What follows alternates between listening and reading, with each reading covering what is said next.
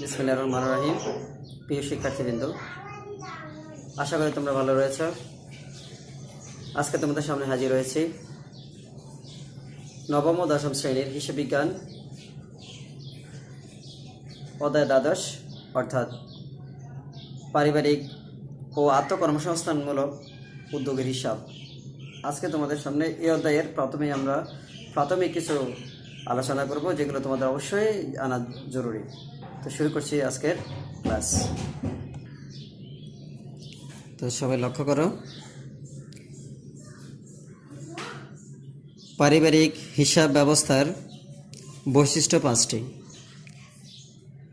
অমুনাফাভোগী সংগঠন, স্বতন্ত্র এবং একক নির্ধারণ, দায়বদ্ধতা, নগদ লেনদেন ও নির্ধারিত খাত। এই 5টা হচ্ছে কি পারিবারিক হিসাব ব্যবস্থার অন্যতম বৈশিষ্ট্য। এখন অমুনাফাভোগী সংগঠন কি? আমরা সবাই জানি যে আমাদের যে পরিবারে বসবাস করি এটি একটি সংগঠনের মতো, তবে এখানে কোনো মুনাফার উদ্দেশ্য থাকে না। যেমনটি একটি ব্যবসা প্রতিষ্ঠানে আমি গেলে সে লাভ ছাড়া আমার কাছে কোনো বিক্রি করবে না। স্বতন্ত্র একক নির্ধারণ, এখানে প্রত্যেকটা আলাদা আলাদা রয়েছে এককগুলো। যেমন আমরা যদি বলি বাসস্থান, শিক্ষা, চিকিৎসা ইত্যাদি। দায়বদ্ধতা, এখানে দায়বদ্ধতা নেই বললেই চলে, কারণ যেহেতু কারো নিকটে এর জন্য কী করতে না জবাবদিহিতা করতে হয় না। তারপরও হিসাব সচেতন হওয়া অবশ্যই উত্তম বলে আমি মনে করি। এরপরে নগদ লেনদেন। সাধারণত পারিবারিক বাজেটের ক্ষেত্রে যে জিনিসটি দেখা যায়, এখানে অধিকাংশ লেনদেনগুলো নগদে হয়ে থাকে।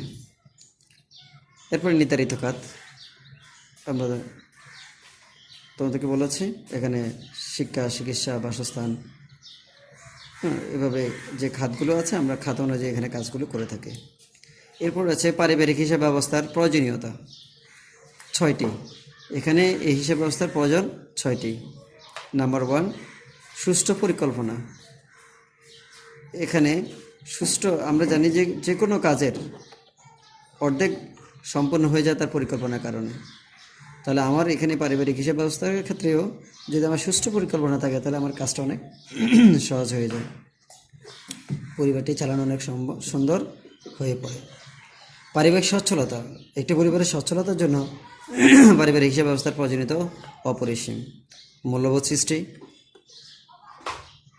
পারিবারিক হিসাব ব্যবস্থার আরও একটি অন্যতম প্রয়োজনীয়তা হচ্ছে মূল্যবোধ সৃষ্টি, কারণ এটি মূল্যবোধ সৃষ্টি করে মানুষকে। হিসাব গণনার মাধ্যমে পরিবারে একজনের প্রতি আরেকজনের বা সমাজের প্রতি একটা কী হয়, মূল্যবোধ জাগ্রত হয়। বাজেট, এটি 1 বছরের জন্য এখানে বাজেটটি প্রণয়ন করা হয়ে থাকে, অর্থাৎ আনুমানিক একটি লক্ষ্য নির্ধারণ করা হয়।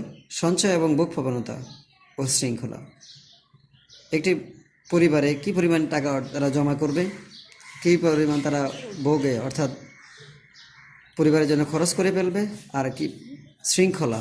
এখানে শৃঙ্খলা বলতে আমরা বুঝি পরিবারের প্রধানের নিকট অন্যদের যে দায়বদ্ধতা সেটি।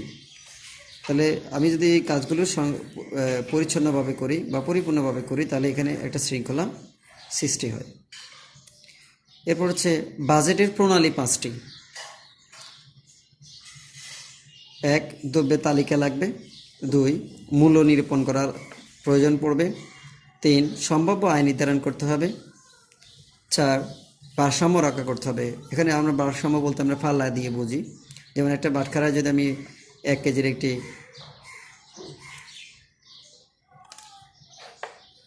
আমরা সমপরিমাণ আমরা 1 কেজির একটা শিল বা রাখার পরেই বা ওজন করে আমরা যেটা দিয়ে সামনে 1 কেজি যদি চিনি রাখি সমান সমান হলে আমরা সাধারণত এটি সংগ্রহ করব। তারপর হচ্ছে যুগ উপযোগী বাজেট প্রণয়ন, অর্থাৎ আমার সময়ের সাথে আমাকে বাজেটের বা আমার যুগের সাথে আমার বাজেটের কী থাকতে হবে, একটা সমন্বয় থাকতে হবে। অবাস্তব কোনো বাজেট প্রণয়ন করা যাবে না, যেটির সাথে বাস্তবের কোনো সম্পর্ক নেই।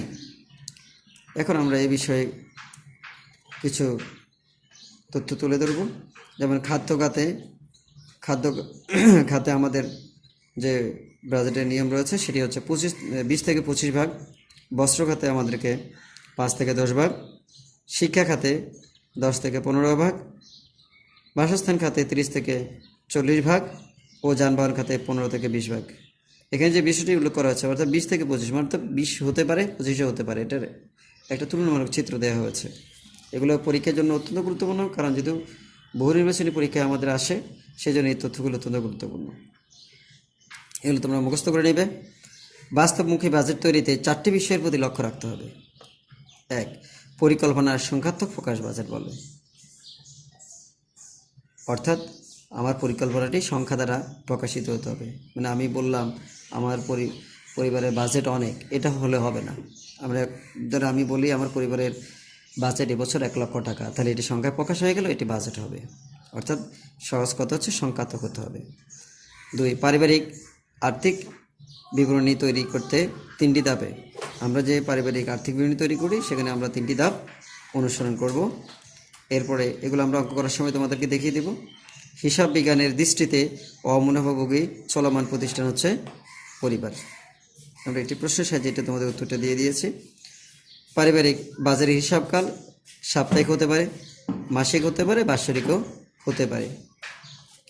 এরপরে হচ্ছে প্রাপ্তি ও প্রদান হিসাব থেকে জানা যায় নগদ প্রবাহ। এটা তোমাদের সুবিধার জন্য আমি এটি উল্লেখ করে দিয়েছি যে প্রাপ্তি প্রদান হিসাব করে আমার কী লাভ।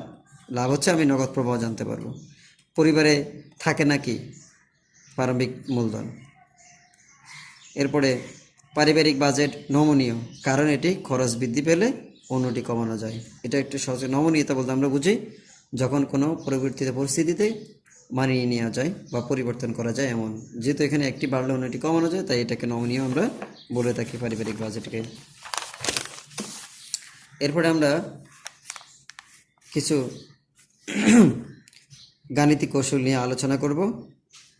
গাণিতিক কৌশলগুলোতে তোমাদের যে বিষয়গুলো লক্ষ্য করতে হবে, যেমন নগদ উদ্বৃত্ত দেওয়া না থাকলে প্রাপ্তি প্রদান হিসাবের মাধ্যমে সমাপনী পার্থক্য বের করা হয়, আর তাই হচ্ছে নগদ উদ্বৃত্ত।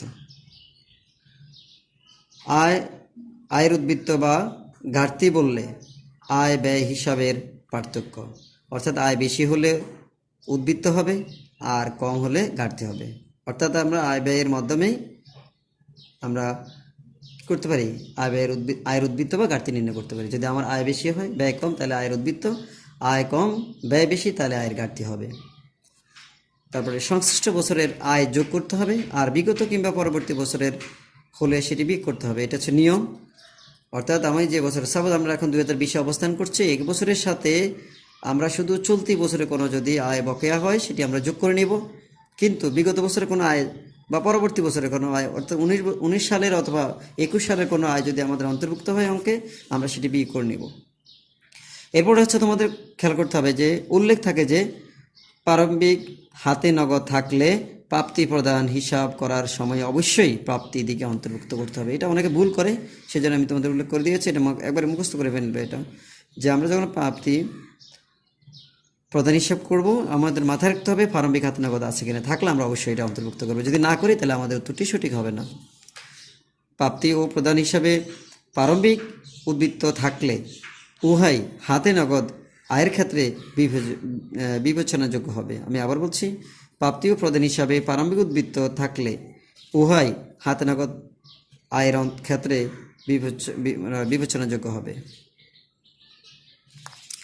বাসা ভাড়া, বিদ্যুৎ ও গ্যাস ইত্যাদি বাসস্থান ব্যয় বলেই বিবেচিত হবে। এরপরে আমরা চলে আসবো আত্মকর্মসংস্থানমূলক প্রকল্পের সফলতা নির্ভর করে একজন উদ্যোক্তার উপরেই। স্থায়ী সম্পত্তির অবচয় সংক্রান্ত লেনদেন এই হিসাবে অন্তর্ভুক্ত করা হয়, অর্থাৎ প্রাপ্তি প্রদান হিসাবে। পরিবারের দৈনন্দিন বা স্বাভাবিক সকল প্রাপ্তি বা জমাকে বলা হয় মুনাফা জাতীয় আয়। আর্থিক সচ্ছলতা আসে সঞ্চয়ী ও মিতব্যয়ী হলে। আনুমানিক ব্যয় থেকে প্রকৃত ব্যয় কম হলে উদ্বৃত্ত বা বাজেট পাওয়া যায়, যেটাকে আমরা উদ্বৃত্ত বাজেট বলে থাকি। মাছ, মাংস, মুরগি, ডিম, শাকসবজি, ফল, পেঁয়াজ, রসুন, আদা ইত্যাদি আমরা বলে থাকি কাঁচামাল। চাল, ডাল, আমি আবার বলছি কথাটি, মাছ, মাংস, মুরগির ডিম, শাকসবজি, ফল, পেঁয়াজ, রসুন, আদা ইত্যাদি কাঁচামাল হিসেবে বিবেচিত। এবং চাল, ডাল, তেল, লবণ, আটা, ময়দা, সেমাই, নুডলস, চা, চিনি, মশলা এগুলো খাদ্য সামগ্রী বলা হয়ে থাকে। আমরা আজকে প্রাথমিক আলোচনা আমরা এই পর্যন্ত রেখেছি। পরবর্তী ক্লাসে আমরা আরও এই বিষয় নিয়ে আলোচনা করব এবং আমরা এখানে তোমরা দেখেছো যে আমরা কতগুলো সৃজনশীল প্রশ্ন তৈরি করেছি। একটু লক্ষ্য করো তোমরা প্রশ্নগুলো আমি দিয়ে দিচ্ছি, তোমরা আগে প্রথমে একটু চেষ্টা করার জন্য। আমি পরবর্তী ক্লাসটায় তোমাদের সৃজনশীল নিয়ে আলোচনা করব। এখানে আমি দুটো সৃজনশীল উল্লেখ করলাম তোমাদের সুবিধার জন্য।